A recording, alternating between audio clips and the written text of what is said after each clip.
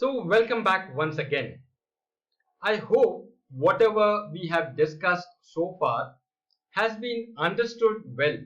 And just in case you have any queries, you can always contact me and I'll try to resolve whatever queries or doubts you may have. Now, we shall discuss something about how you are being observed.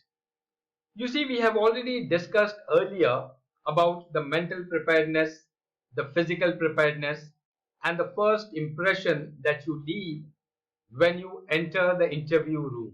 All right. Now, while you were speaking about yourself, the first question, tell us something about yourself. And when you were telling them about yourself, you were being silently assessed for these three things: how you sit, how you speak, and your body language. So while you were speaking, if you were sitting straight up, upright, and if you are appearing confident, then that is a good sign. If you are sitting properly, looking at them in their eyes, that would mean that you are confident. But if you were slouching in the chair, if you were looking at the ground or the ceiling or left and right while you were talking, that would mean that you are careless and you are overconfident. And then while sitting, if your shoulders were relaxed and your hands were on the your lap or on the table lightly, that would show that you are confident. But if your arms were crossed, or if you had kept your hands on your shoulders or something like that, or you are picking your nose time and again, or you are scratching your head time to time, that would mean that you are careless, you are arrogant, and you are undisciplined. All right. And then if you have placed your feet firmly on the ground while you are sitting on the chair, that would show that you are mature and you are a confident person. You are relaxed. But if you are constantly shaking your head or shaking your legs, that would mean that you are feeling nervous. You are not confident. These are not good signs. All right. And if you speak clearly, calmly, with moderate volume, in a normal fashion as you speak, if you are speaking in that manner, that would show that you are confident and you are knowledgeable. But if you are speaking too fast or too loud, or if you are aggressive in your tone, that would show that you are either immature or you are not prepared. Or if you are speaking too fast, that would mean that you have mugged up, the answer, and you are just trying to repeat whatever you have mugged up. That should not happen. All right.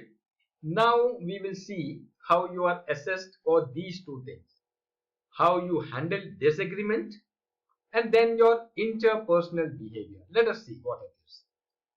Now, you see, once you have spoken about yourself for about 2.5, 3 minutes, whatever you have spoken, then the next question may depend upon what you have spoken. So they will try, because that professional interview or that special interview about your profession, that is already over earlier. Now this is about your general management, the top management. Somebody is from there, is now observing you.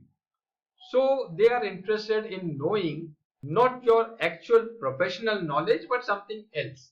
So from whatever you have spoken about yourself, they will pick out some question and they will ask you. For example, let us say you said in your, about yourself when you were speaking, you said that in your previous organization, you were working on such and such project and it was very much appreciated and you brought laurels and all those things you said.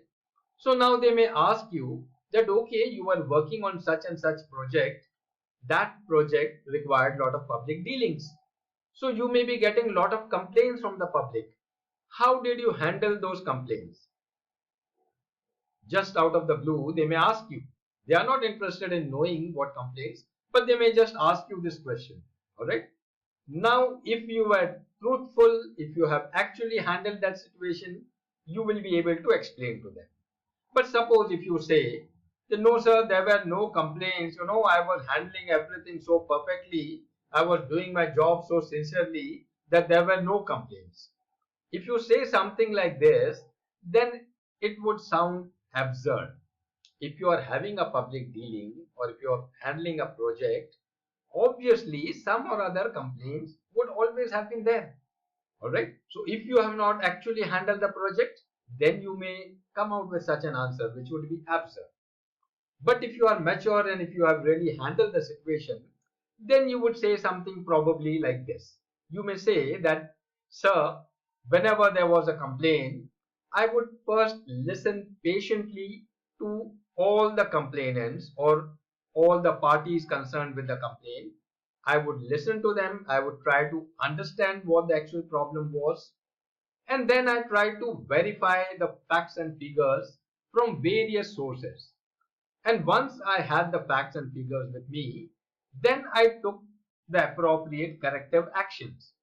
And after taking the corrective actions, I followed up on that. I communicated to all concerned and then I ensured that such things were not repeated. Now, if you say in this manner, then it would sound like you are a matured and you are a rational person. You know how to handle situations and you are also accepting that you were not perfect. Your job was not perfect. Yes, there were complaints and you handled them appropriately. And then they may ask you, because when you were speaking about yourself, you talked about your college or university where it was.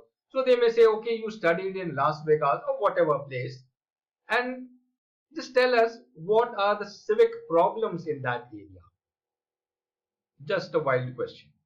They are not interested in knowing the civil problems of that area. They are interested in knowing about you. So once you narrate whatever problems are there in that area, whether true or false, but you have to be true to yourself. If you have actually studied in that area, you would know what are the civic problems in that area. But once you narrate those problems, then again from that they will ask you, okay, if you are a mayor of that area or if you are a political leader in that area or an administrator of that area, then what do you think are the solutions to these problems? How are you going to solve those problems as a leader of that place? So again you are stuck. But if you have spoken the truth, then you would know. So the aim, why they are asking you these questions, their aim is to make you speak. And when you speak, they want to analyze you. They want to analyze that are you aware about your country, your state and your surroundings? Or have you just been a student, a bookworm, not knowing anything what is happening in the area? Are you logical and analytical in your thought process?